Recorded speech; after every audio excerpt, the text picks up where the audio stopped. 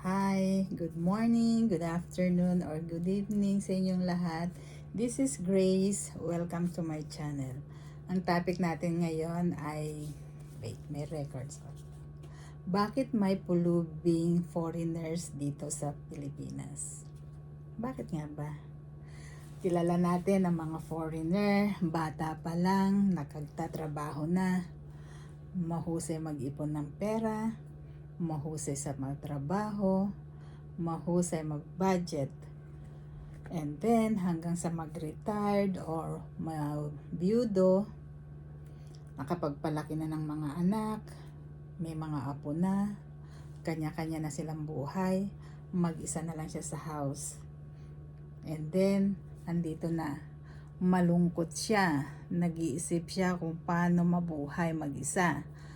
Paano kung magkasakit siya, sino mag-aalaga sa kanya, at maramdaman niya uli ang ma-inlove. Kaya, napunta sa dating site. Sa dating site, na-experience ko rin to, kaya alam ko. Sa dating site, mga taong usually malungkot, naghahanap ng panibagong buhay, panibagong love life, ma-feel uli yung energy, yung spark ng love sa kanilang puso.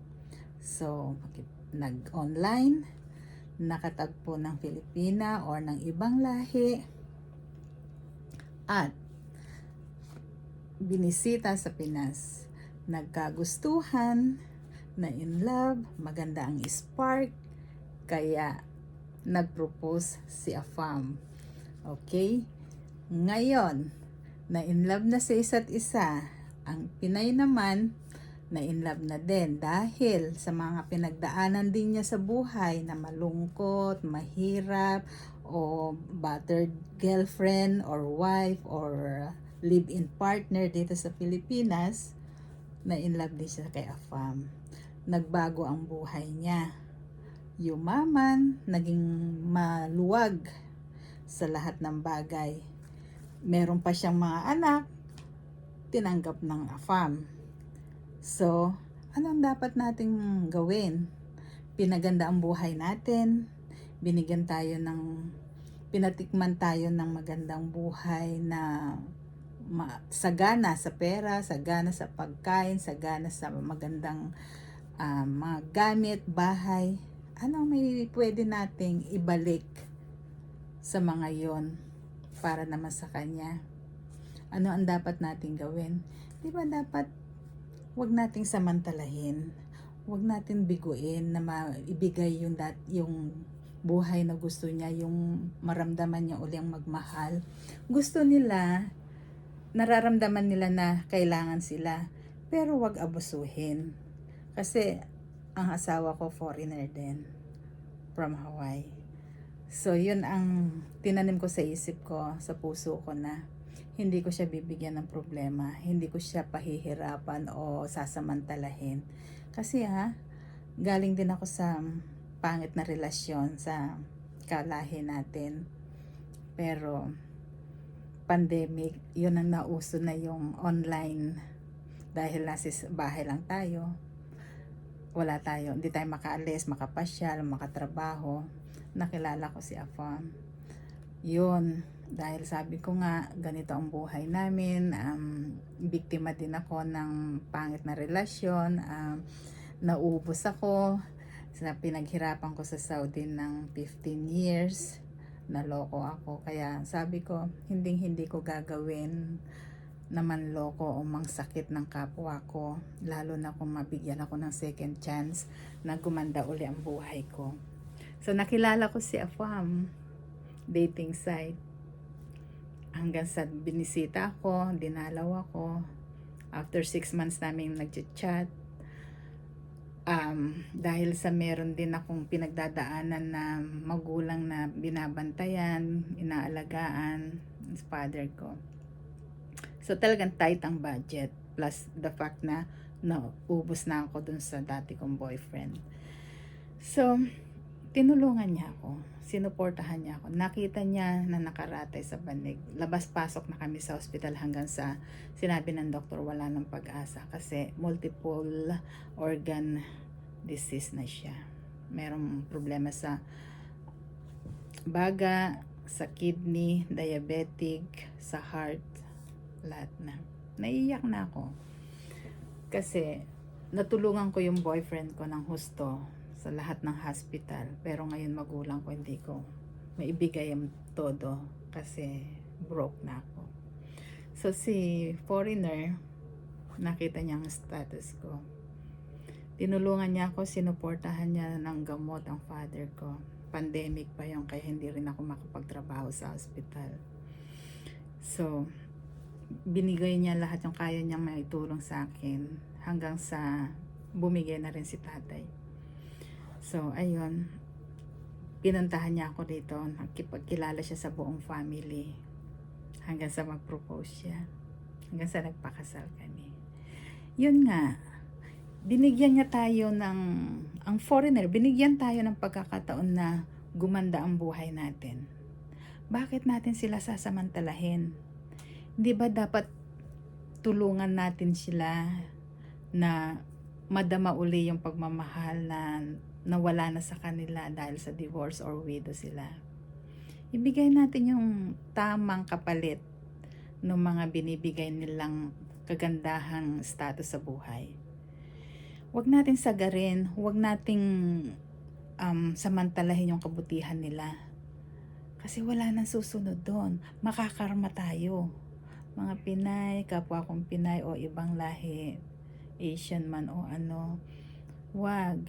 Pag nagkaroon tayo ng magandang opportunity na gumanda uli ang buhay natin, tulungan natin silang maging masaya, bumalik uli sila sa kabataan ng puso nila na marunong silang magmahal, na talagang gustong gusto nila yung pakiramdam na nagmamahal at na kailangan. Dahil sa kanila, pagtanda nila, ang iniisip nila, sinong mag-aalaga din sa kanila. Ang Pilipina, kilala tayo na mapag-alaga, maaruga sa mga matatanda, sa asawa, mga kapatid na matatanda. Yun ang hinahanap nila, yun ang wala sa kultura nila. Kaya sana, ibigay natin yung best natin na kapalit nung karangyaang ibinibigay nila sa atin. Malaki ang conversion ng pera nila, totoo yan, prangka tayo. 61 pesos. Kaya naman, huwag nating abusuhin na bilhin nito, bilhin yan, bilhin to, pundar nito, pundar dyan. Huwag, please. Kasi makakarma tayo. Magiging pangit ang tingin ng buong mundo sa Pilipinas. Sa Pilipina. Makilala tayong hospitality, mapagmahal, maalaga. At huwag natin ipakilala ang sarili natin na scammers tayo. Please. Maganda ang reputation ng Pilipina. Loving at family-oriented. Kaya maraming mga foreigner dito. Dahil alam nila maganda ang conversion ng pera nila dito, maganda ang lugar, maganda ang weather, at mapagmahal na Pinay. Yun ang habol nila, mapagmahal na Pilipina. Maalaga. Sa dami ng pinagkakaloob sa atin ng karangyaan, suklian natin ng pagmamahal, ng tamang pagmamahal, at hindi yung tumitingin tayo sa pera. Darating na lang lahat yun. Sa kusa nilang ibibigay, kusa nilang ipadama din sa iyo ang pagmamahal nila dahil susuportahan ka lahat ng gusto mo, lahat ng kailangan mo. Extended pa nga sa family mo ang tulong nila. Kaya, please, marami akong nakikitang pulubi sa lansangan na foreigner. Magkasabay kami ng mister ko naglalakad, namamasyal, makikita mo ganon, o kaya sasakyan na makita mo sa bangketa, may mga hawak-hawak na cardboard na I'm hungry, please help. It hurts. Kasi nga foreigner yung kasama ko. Tatanungin ako, bakit nangyari yun sa kanila, honey? Sabi ko, nasamantala sila ng iba yung Pilipina. Hindi naman lahat kako ganon. Meron lang din talagang, kahit naman sa ibang bansa, saang bansa, meron at meron lalabas na masyadong greedy. Huwag ganon. Babalik at babalik din sa atin yan. Mawawala rin lahat yung mga nakuhang yun sa maling paraan. maging maayos tayo. Pangalawang pagkakataon natin, gandahan na natin ang pagmamahal na yan at ibalanse natin lahat. Ang karanyaang binibigay ng AFAM, ang pagmamahal natin, ang dapat natin isukli at pag-aalaga, pag-aaruga, huwag pabayaan, huwag simutin at pabayaan sa lansangan. Please, masakit sa kanila. At lalong masakit din sa atin kung tayo na ang nasa lugar nila.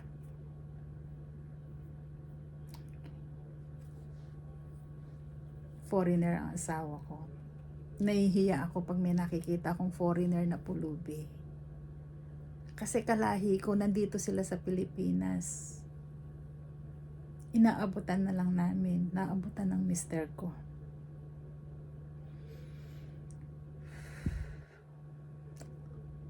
Maging lesson sa atin. Binigyan tayo ng second chance na gumanda uli ang buhay. Ibalik din natin ng maganda para pare-pareho tayong pagpalain ng Panginoon. Thank you very much. Bye-bye.